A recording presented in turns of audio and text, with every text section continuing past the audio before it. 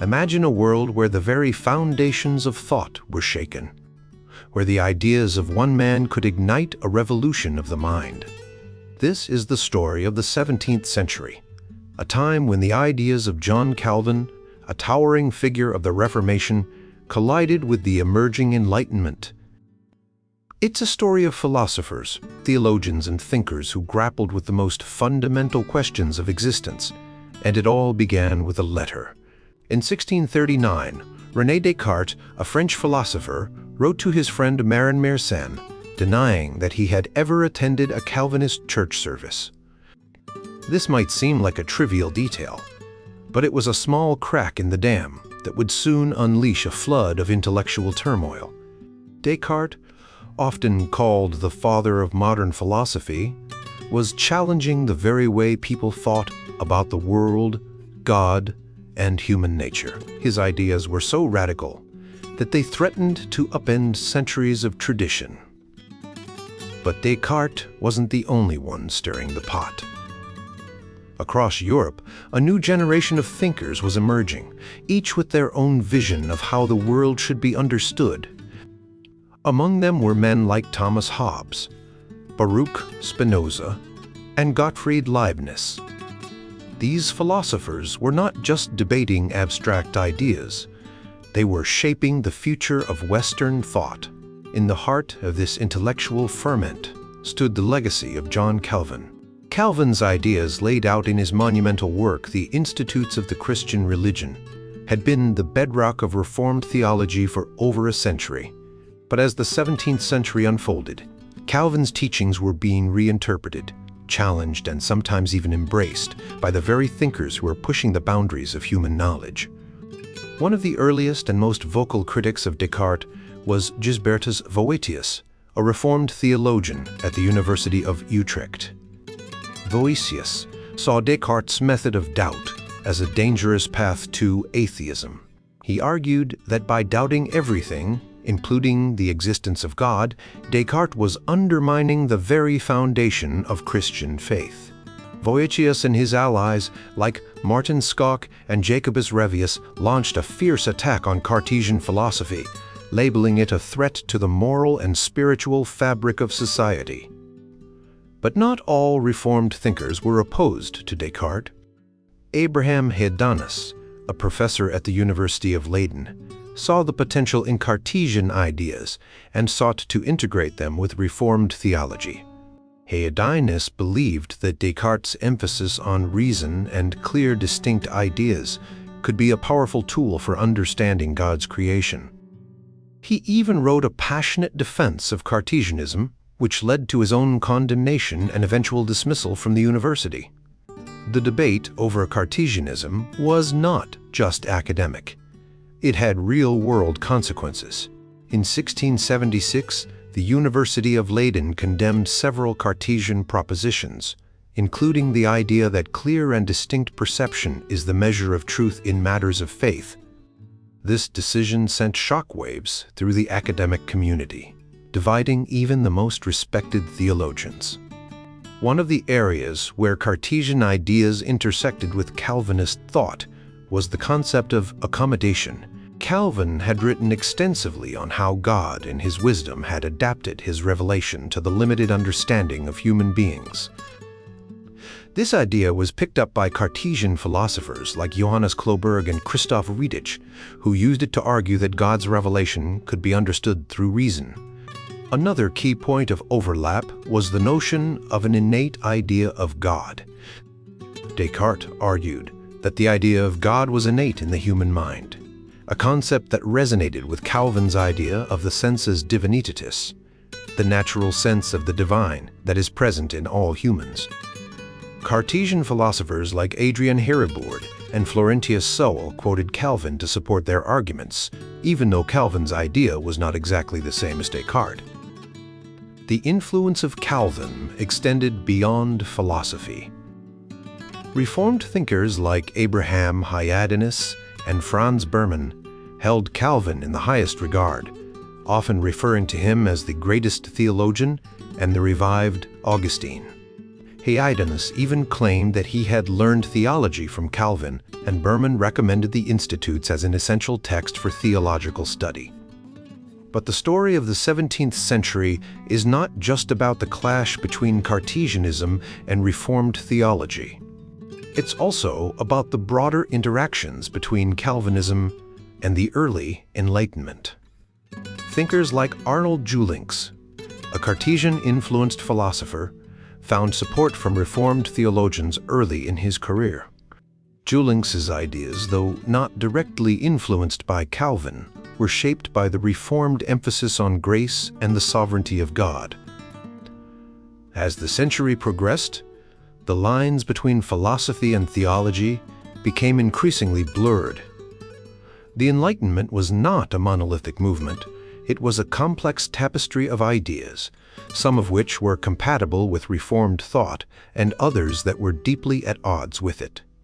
The legacy of John Calvin continued to play a role in these debates, but the world was changing, and the old certainties were being challenged in ways that no one could have predicted.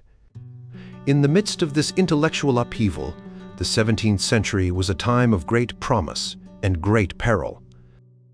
It was a time when the minds of men and women were set free to explore the mysteries of the universe. But it was also a time when those same minds were tested by the very ideas they were exploring. The story of Calvinism and the early Enlightenment is a story of transformation, a story that continues to shape the way we think about the world today.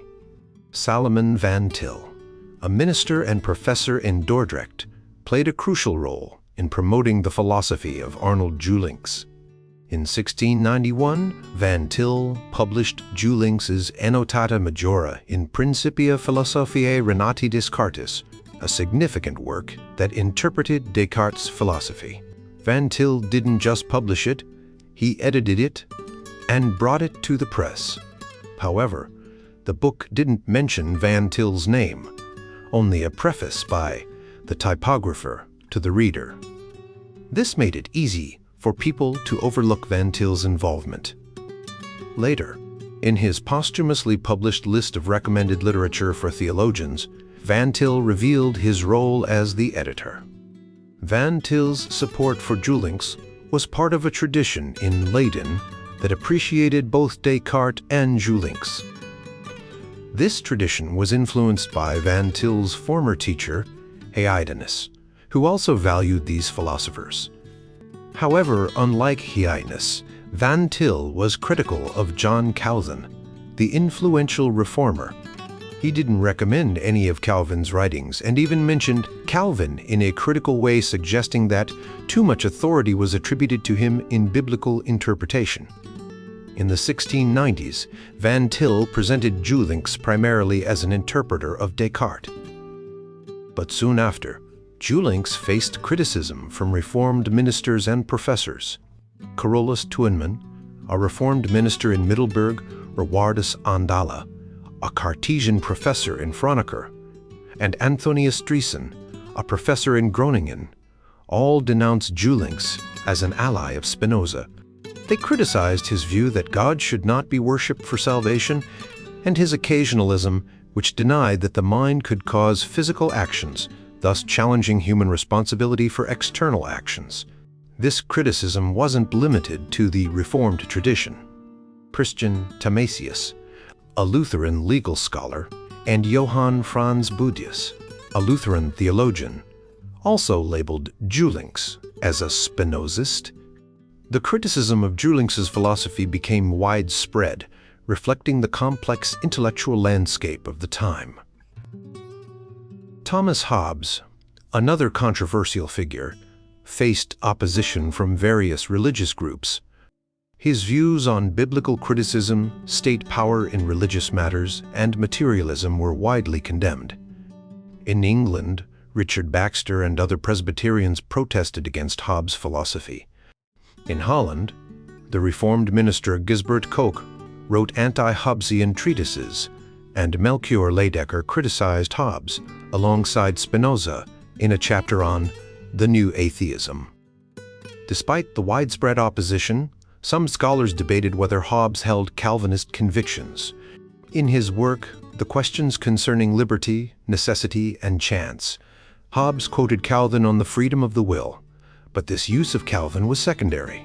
For Ulrich Huber, a Reformed legal scholar, Calvin's authority was central in his critique of Hobbes. Huber argued that the divine authority of the Bible came from the inner testimony of the Holy Spirit, not human reasoning, and he quoted Calvin extensively to support this view. Huber's position sparked a debate at the University of Franeker. Gisbert Wesselduker defended the view that the divine authority of the Bible could be demonstrated by human reason. Huber, quoting Calvin, argued that the Holy Spirit's testimony was the true basis for faith. This led to a broader dispute involving other scholars, some supporting Huber and others supporting Duker. Spinoza, known for his radical views, also faced opposition from various religious groups. Despite owning a Spanish translation of Calvin's Institutes, Spinoza's philosophy was fundamentally different from Calvinism. One of Spinoza's critics, Carolus Twinman, translated Calvin's Adversus Fanaticam et Furiosam Sectum Libertinorum into Dutch to combat Spinozist freethinkers.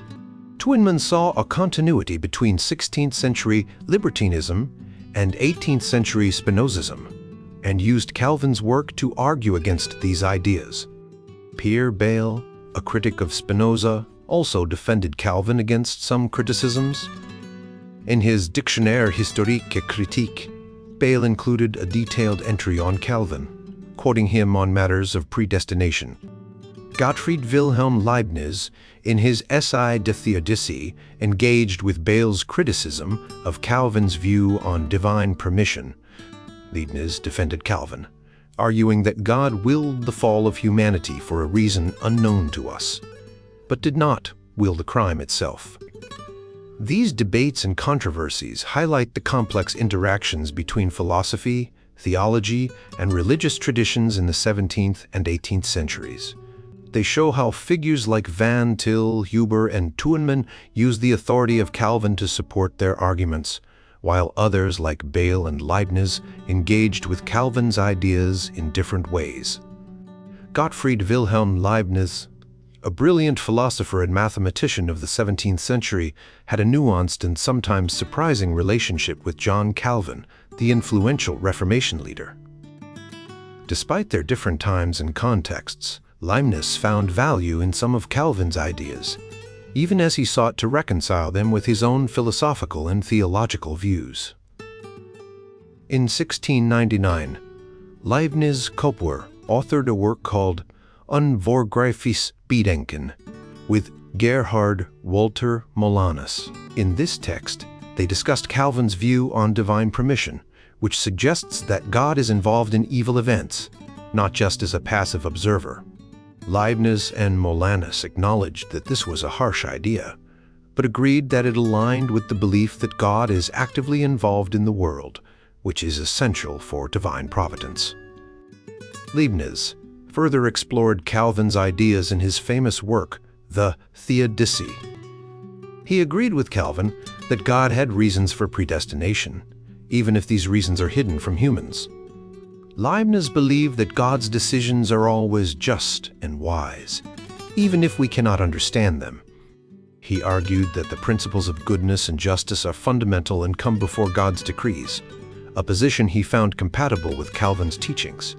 Leibniz also defended Calvin against critics like Pierre Bayle. Bayle had objected to the idea that God has absolute power over humans, suggesting that God cannot sin because he is not subject to any law. Leibniz, however, thought this could be interpreted as a way to express God's sovereignty, and he noted that Calvin's views on this topic were orthodox, as shown in Moise Meiraut's defense of Calvin's doctrine. One of the most significant areas where Leibniz showed a positive view of Calvin was in the topic of the Lord's Supper. In the Unvorgreifliches Bedenken, Leibniz included a detailed section on Calvin's teachings about the Eucharist, concluding that Lutherans had no reason to reject Calvin's views. In the Theodicy, he reiterated that Calvin's teachings on the Eucharist were close to those of the Augsburg Confession, with the exception of Calvin's emphasis on the necessity of faith for true communion. Despite Leibniz's favorable views on some of Calvin's ideas, many of his Calvinist contemporaries were wary of his philosophy. They feared that Leibniz's ideas, especially as developed by his student Christian Wolff, did not adequately protect the doctrines of creation and divine and human freedom. This tension reflects the complex relationship between Calvinism and the early Enlightenment, where some Calvinists opposed new ideas while others tried to integrate them with Reformed theology. The reception of Calvin in the early Enlightenment was not straightforward.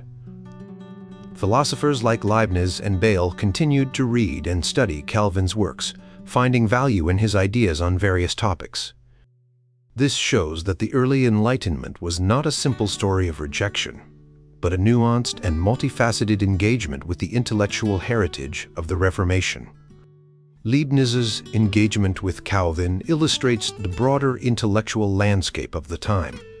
It highlights the ongoing debates and the efforts to reconcile traditional religious beliefs with new philosophical insights. This complex interplay of ideas continued to shape the intellectual and religious landscape of the 17th and 18th centuries, influencing the development of modern thought.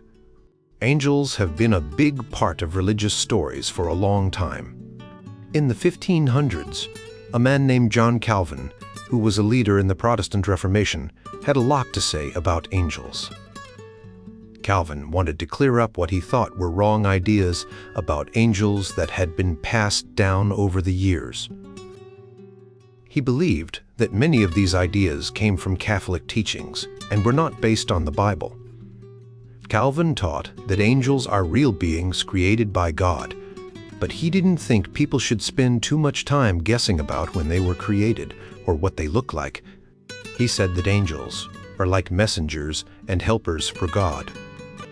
They protect people, fight against evil, and carry out God's plans. Calvin didn't believe that angels could create the world or do other big things that only God could do. He also didn't think that people should pray to angels or try to talk to them, because that would be like worshiping something other than God. Calvin was especially critical of the idea that there are different ranks of angels, like the ones described by a writer named Pseudo-Dionysius. He thought these ideas were just made up and not based on the Bible. He also didn't believe that each person has a guardian angel, even though some people thought this was true. Calvin said that if God promised that all the angels watch over people, then there was no need to think that one specific angel was assigned to each person. Calvin's ideas about angels were very different from what many people believed at the time. He wanted to keep the focus on God and not on angels. He thought that people should trust God for help and protection, not angels. A few hundred years later, in the 1700s, a man named Jonathan Edwards, who was a famous preacher in America, had a different view of angels. Edwards was influenced by Calvin, but he developed a more detailed and creative idea of what angels were like and what they did. He believed that angels played important roles in the history of heaven, earth, and hell, and that they were involved in the plan of salvation. Edwards was also inspired by the poetry of John Milton, who wrote about angels in his famous epic poem, Paradise Lost. Milton's descriptions of angels helped Edwards imagine a more dramatic and detailed world of angels. Edwards thought that angels were very important in the story of God's plan for the world. Even though Calvin and Edwards had different ideas about angels, they both believed that God was the most important thing to focus on.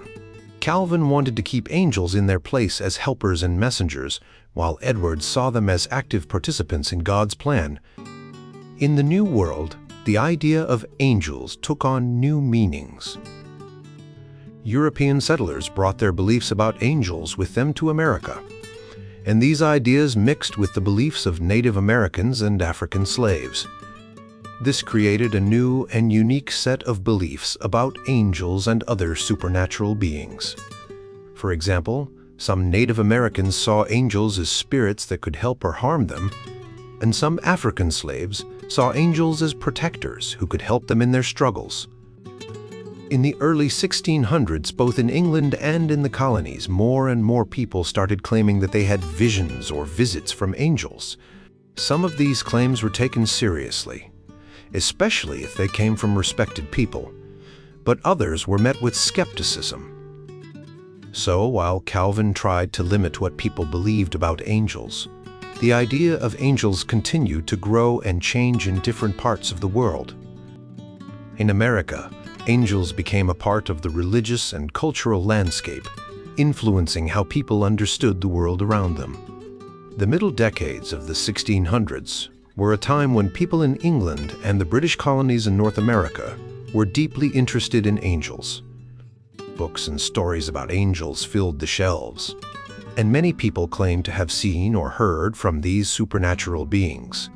In England, writers like Henry Lawrence, Joseph Hall, and Isaac Ambrose wrote extensively about angels, their roles, and their interactions with humans. These works were not just for scholars.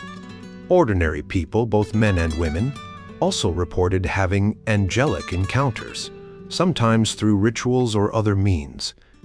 In the British colonies, especially in New England, the idea of angels was central to how people understood the world. They believed that God used angels to carry out his plans, and that the air around them was filled with both good and evil spirits. Ministers often talked about the ongoing battle between angels and demons, and they warned their congregations to be vigilant. The challenge was to discern whether the spirit they encountered was truly an angel or a devil in disguise. This concern was especially important as the religious culture in New England shifted towards revivalism, where more and more people claimed to have experienced spiritual conversions. One of the key figures in this debate was Increase Mather, a prominent minister in Boston. In his book An Essay for the Recording of Illustrious Providences, 1684, Mather wrote about the reality of demons, witchcraft, and angelic appearances. He believed that angels sometimes appeared to humans, but he was cautious about such claims, especially those made by women. Mather's son, Cotton Mather, was also a minister and a scholar. In his diary, Cotton recorded a personal encounter with an angel, which he kept secret, even writing it in Latin to protect it from prying eyes. The angel promised Cotton that he would become a famous writer, and that his work would be known far and wide. Jonathan Edwards, a prominent theologian and minister, was born into this world where angels were a common topic of discussion. Edwards, like the Mathers, wrote extensively about angels in his notebooks and sermons. He believed that angels were created to serve God and help humans, but he was careful to emphasize that only God could save and judge souls. Edwards saw angels as messengers of God, helping to carry out his plans and supporting the faithful.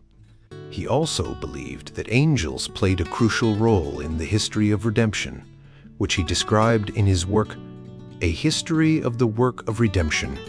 Edwards was influenced by the works of John Milton, particularly Paradise Lost.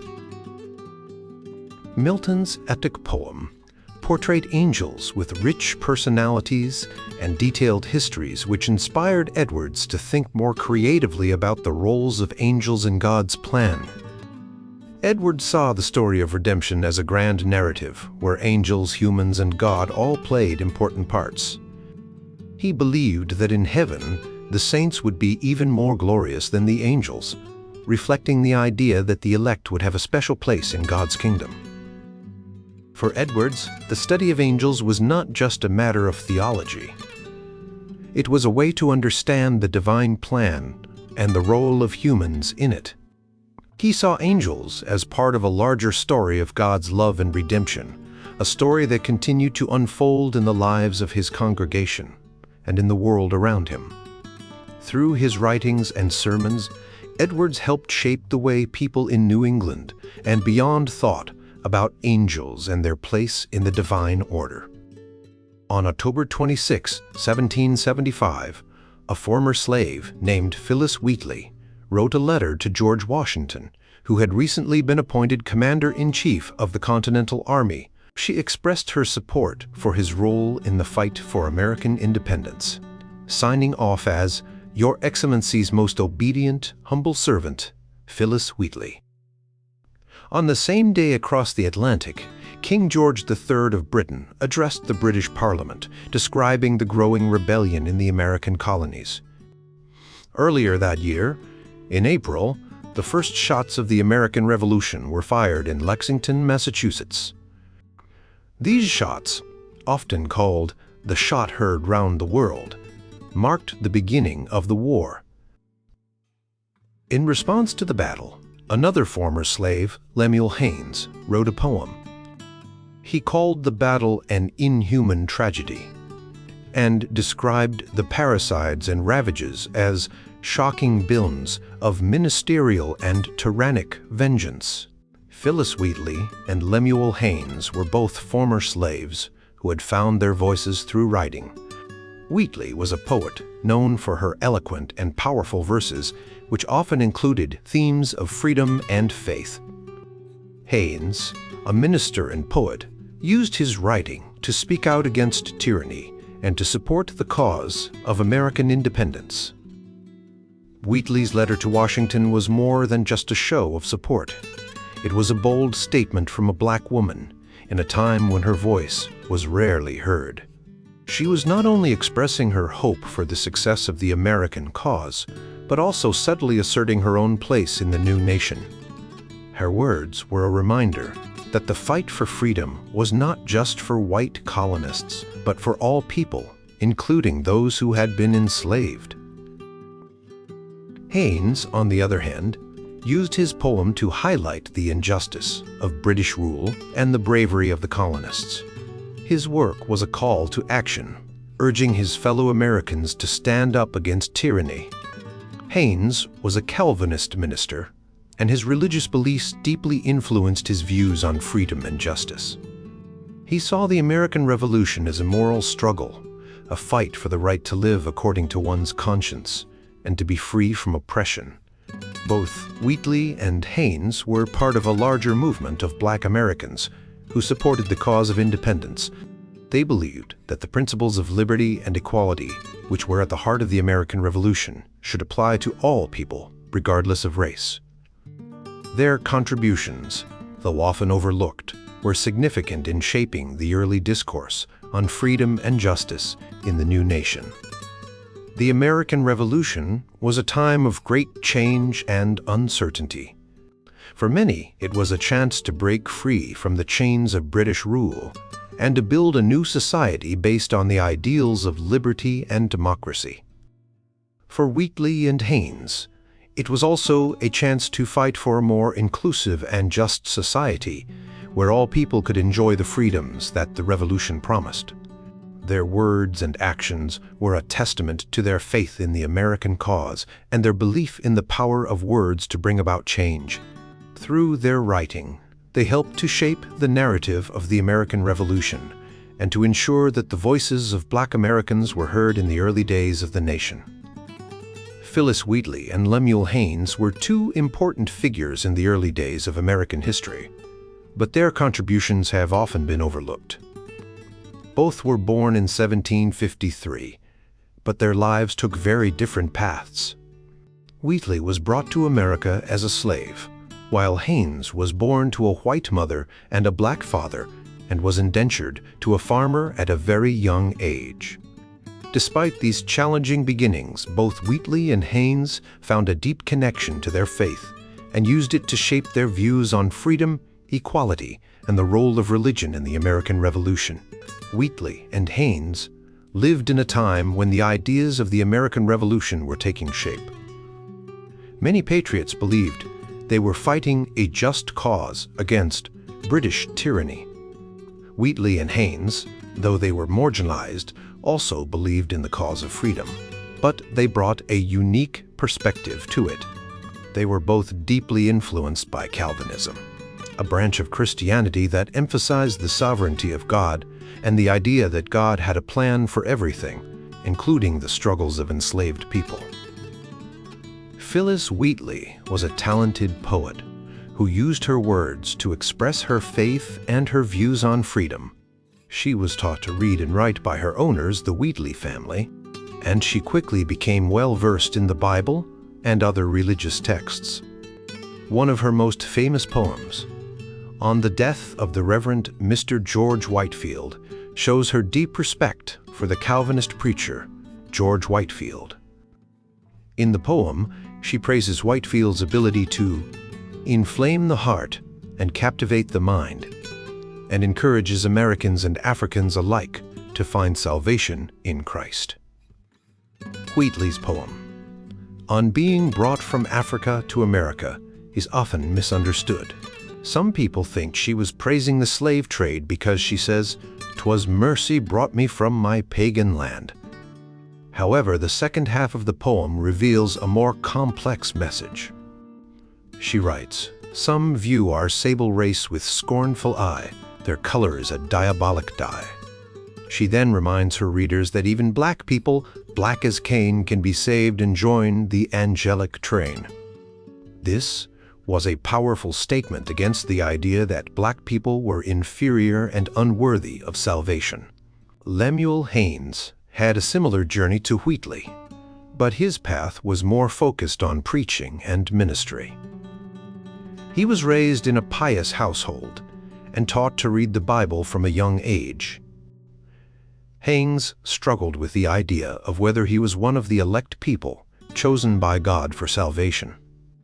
He had a powerful conversion experience under an apple tree, where he felt he had found Christ. Haynes became a preacher and wrote extensively on religious and political topics. He believed that the principles of Calvinism, such as the idea that all people are equal in the eyes of God, should extend to the political realm. In his sermons, he often spoke about the importance of liberty and the need for all people to be treated with dignity and respect.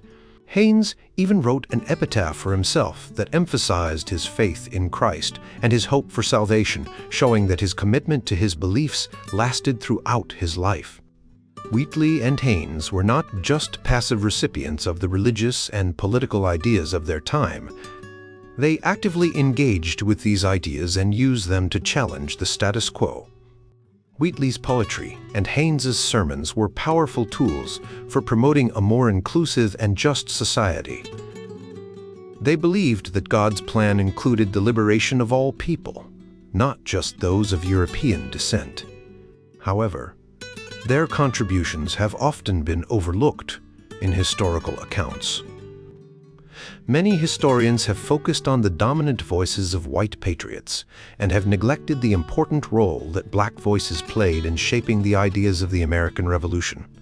This is a significant oversight, as Wheatley and Haynes were early contributors to the black literary and religious traditions and had a unique perspective on the intersection of faith and freedom. One of the key concepts in understanding Wheatley and Haynes is noetic agency. This means that they had the ability to think for themselves and make independent choices, even in the face of oppression. Despite being enslaved or indentured, they maintained ownership of their minds and their beliefs. They used their intellectual abilities to challenge the racist and oppressive ideas of their time. For example, Wheatley's poetry and Haynes' sermons show that they were not just repeating what they were told. They were deeply engaged with the ideas of their faith and used them to advocate for a more just and equitable society. They were not passive recipients of a slavery-affirming theology. Instead, they saw the potential for Calvinism to be a force for liberation and equality. Wheatley and Haynes were more than just historical figures. They were agents of change who used their faith to challenge the injustices of their time. Their stories are a reminder that the fight for freedom and equality has deep roots in the religious and intellectual traditions of early America. By recognizing their contributions, we can gain a more complete and nuanced understanding of the American Revolution and the role of Black voices in shaping the nation's ideals. As we wrap up our journey through the role of religion in the American Revolution, it's clear that the influence of religious thought, particularly Calvinism, played a significant part in shaping the revolutionary ideals. This chapter explores how religious ideas interwove with the broader Enlightenment and Republican ideals, and how these ideas were expressed by key figures like Lemuel Haynes and Phyllis Wheatley. Calvinism, with its roots in the Puritan movement, was a dominant religious force in colonial America, especially in New England. Calvinists believed that humans were inherently sinful and could only be saved by God's grace. This belief in the need for divine intervention shaped their views on society and politics during the Great Awakening of the 1730s and 1740s. This Calvinistic revival reinvigorated religious fervor and provided a theological foundation for the revolutionary cause. Phyllis Wheatley, a former slave, used her poetry to critique the hypocrisy of the revolutionary cause. In her elegy on the death of General Wooster, she highlights the contradiction of fighting for freedom while maintaining the institution of slavery. Wheatley writes, "But how presumptuous shall we hope to find divine acceptance with T.A.O. deed ungenerous? They disgrace and hold in bondage Afric's blameless race." Wheatley argues that the revolutionary cause, which seeks freedom, is compromised by the practice of slavery. She suggests that true freedom and virtue can only be achieved if all people, including African slaves, are granted liberty.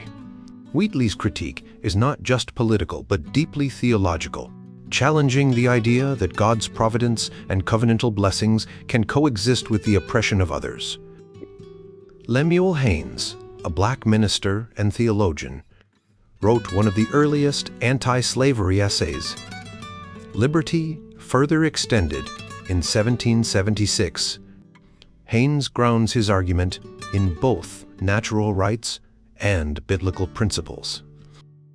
He quotes Acts chapter 17, verse 26, which states that all humans are made from one blood to argue for the equality of all people. Therefore, we may reasonably conclude that liberty is equally as precious to a Black man as it is to a white one, and bondage equally as intolerable to the one as it is to the other. Haynes emphasizes that the right to liberty is a fundamental human right, and no one has the right to take it away without consent. He also points out that there is no biblical justification for slavery, challenging the common arguments used to defend the practice. The Revolutionary period was a time when religious and political ideas intertwined. Many New Englanders saw the Revolution as a divine mission to establish a free and virtuous society.